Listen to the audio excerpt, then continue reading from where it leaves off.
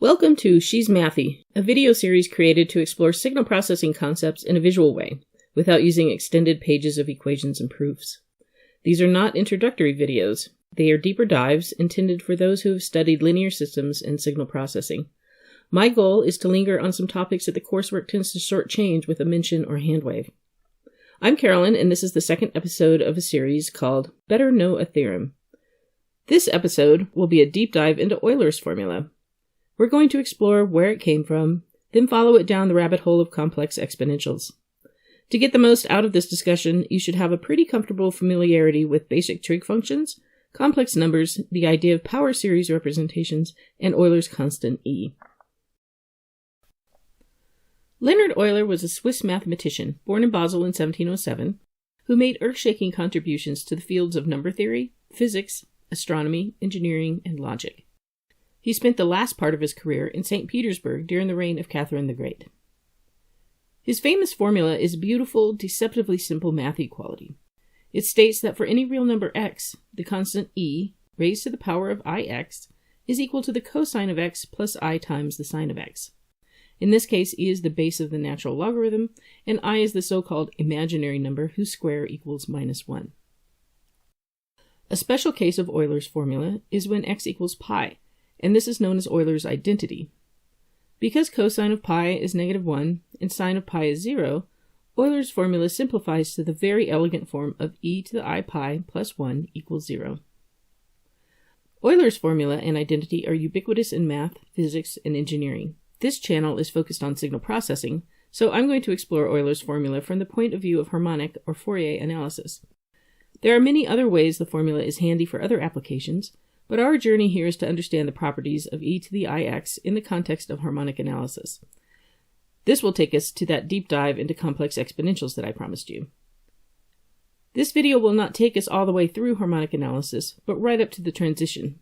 The next video will segue directly from where we end up here in this one. The natural place to start when unpacking Euler's formula is, what is e? You know it's an irrational constant, like pi, whose value is approximately 2.718. But what does this value represent? E is called Euler's number, but it was actually discovered by Jakob Bernoulli, who came along before Euler in 1655, and he was also born in Basel, Switzerland. He was working on the problem of compounding interest. He realized that the growth of your investment depends not only on the interest rate, but how often that interest is computed and added back into the pot. Because the earned interest is reinvested back into the principal, it increases the base value on which interest is computed, meaning that you get interest on past interest earned. The more often this happens, the faster the investment grows. For example, if you have a 100% interest rate over a given period, and the terms are that it will compound n times during this period, this would be the equation to determine the final amount of your investment. Bernoulli was interested in what would happen if you could compound continuously. This graph shows examples of how your investment of $1 would grow over the investment period at a rate of 100% for a few different frequencies of compounding.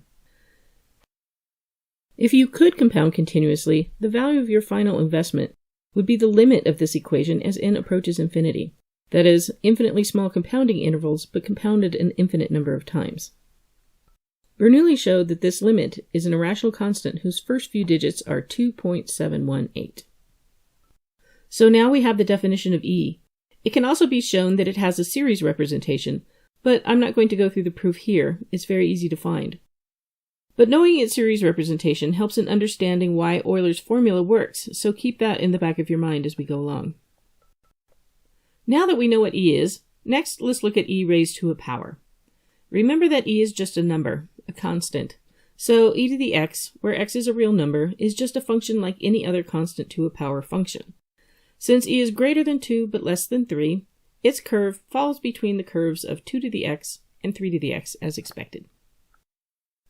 One cool and really useful thing about e to the x is that it is its own derivative. The derivative of e to the x is just e to the x. That means the slope of its tangent line for any value of e to the x is e to the x. For example, at the point that e to the x's value is 30, its slope is also 30. This is a very powerful property and shows up just about everywhere in math and physics. I mentioned earlier that E has a series representation. It's also important to know that e to the x has a power series representation because it is useful in the proof of Euler's formula. I won't be going through the proof here, but if you are comfortable with power series, it makes the proof very straightforward. However, what we are interested in, as we work our way towards Euler's formula, is not e to the power of a real number, but e to the power of a purely complex number, or ix. What does it mean to raise a real number to a complex power? Can we multiply e by itself ix times? According to Euler, a real constant raised to a complex power is somehow a combination of sinusoids. How does this happen? First, let's review the notation of complex numbers and how they are graphed. Complex numbers are written as a sum of a real part and a complex part. The complex part is indicated by a multiplication with I if you're a mathematician, or j if you're an electrical engineer. But the plus sign in the complex notation is somewhat misleading. For example, the equation y equals x plus 1 for real numbers is a formula for calculating a value for the vertical axis, y, based on an independent variable shown on the horizontal axis, x, and would look like this when graphed in the real Cartesian plane. However, a complex number is not a function. It is a single point on the complex plane, even though it's written like a real function. The complex number, z equals 1 plus I, is a point at the coordinates 1, 1 on the complex plane. This is because the real part is the coordinate of the horizontal axis, and the so-called imaginary part gives the coordinate of the vertical axis. Complex functions are visualized as a set of these points on the complex plane. The sets of real and complex coordinates are each defined as individual functions. So returning to Euler, the term e to the ix, which has the appearance of a simple arithmetic instruction, is actually a complex function definition. E to the ix really means that for each value of x, the horizontal coordinate will be cosine of x, and the vertical coordinate will be sine of x. It will make more sense if you take the time to go through the proof by comparing the power series of e to the x, cosine of x, and sine of x, but we're not going to take the time to do that here. In order to reduce the confusion, the expression e to the ix is often called the complex exponential function and is written as exp as a function of ix. Alright, let's plot this crazy function. Here we have the complex plane. The blue vertical line represents the value of the real part of e to the ix, that is, cosine of x, and the blue horizontal line represents the imaginary part, or sine of x. If we start with x equals 0, we know the value of e to the ix will be 1 on the real axis and 0 on the imaginary axis. We know that both the real and imaginary components of e to the ix will vary between -1 and 1, never getting any larger because those are the limits of sine and cosine. As x increases, the intersection of our two lines trace out a perfect circle. This is known as the unit circle because it has a radius of 1. Also note that it makes a complete circle when x reaches 2 pi.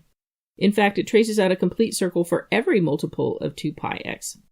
Thus, its period is 2 pi, just like its components sine and cosine. Euler's formula and the unit circle it defines is at the heart of Fourier theory, and we will get to that in the next chapter of this series. It really can't be overemphasized how important the complex exponential function is. So here's where I'm going to take a detour from the usual explorations of Euler's formula and look at the complex exponential a little deeper. The term complex exponential may be a little confusing because the word exponential seems like it would be referring to the e of Euler's constant. But it is actually referring to the fact that the number, in this case e, is being raised to the power of a complex number. Its exponent is complex. Thus, complex exponential. So what about the number being raised to this complex power? Is there something magic about the constant value 2.718?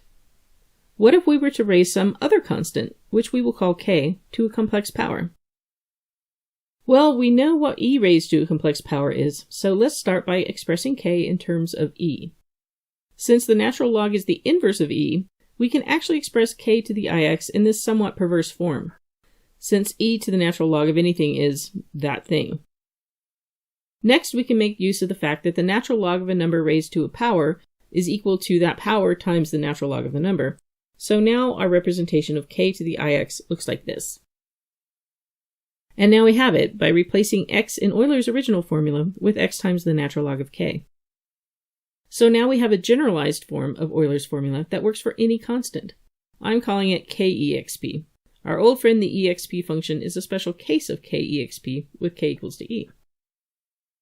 So what does this function look like on the complex plane? As a reminder, e to the ix is the set of points defined by the coordinates cosine x, sine x on the complex plane for all x. This turned out to be a perfect circle of radius 1, with values repeating every time x passes a multiple of 2 pi. That is, its period is 2 pi. Now let's plot k to the ix using an example with k equals 2, and plot the set of points created by our new generalized Euler equation for the values of x between 0 and 2 pi. As you can see, this function is also a unit circle of radius 1. The difference is that the speed at which the circle is traversed is slower. Another way to think of this is that the period of a full revolution is longer. In fact, it has been modified by the natural log of 2. So for the same value of x that e to the ix traverses a full 2 pi radians, 2 to the ix has only rotated about 4.35 radians. So e to the ix has a period of 2 pi, while k to the ix has a period of 2 pi divided by the natural log of 2, or about 9. So what all have we just discovered about the generalized complex exponential k to the ix? It has many handy properties, just like e to the ix. We've already seen that it defines a circle on the complex plane, and it defines a unit circle as shown by the Pythagorean identity for complex numbers. It is periodic, like e to the ix, with period of 2 pi divided by the natural log of k. Since it is the sum of cosine and sine, which have power series representations, it also has a power series representation. As a rather absurd aside, it can be shown that all positive numbers have a power series representation. As we derived earlier, it has the form of Euler's function, so it also has an Euler-like identity when x equals pi. Using that identity, we can also show the following trig identities. What else can we explore using this line of thinking? What if k is not just raised to a purely complex exponential, but any old complex number? We would then have k to the y plus ix. Using the law of multiplying exponentials, we can pull the real part out and then plug in our solution to the purely complex term to show this even more generalized result. The real part of the exponential, k to the y, is the magnitude of our new complex plane circle, and its period is still 2 pi divided by the natural log of k. So here are all three cases that we have discussed in this video. Euler's function e to the ix with its unit circle of period 2 pi. The generalized exponential k to the ix with k equals 2 with its unit circle of period of about 9. And the further generalized exponential with k equals 2.5 and y equals 0.3, which defines a circle of larger radius and a period of about 6.85. So now the question is this actually useful? The existential question here is, does the value of Euler's constant e even matter in the context of Euler's formula? The complex exponential that uses Euler's constant gives us the unit circle and the relationship to the trigonometric functions, but so does any complex exponential using any positive constant as its base. And it's kind of nice that using Euler's constant as the base gives us a nice clean period of 2 pi. But is that important? We will explore that question in the next episode of Better Know a Theorem, when we'll follow this into the world of harmonic analysis. Thanks for tuning in to She's Mathy. And she's just my type!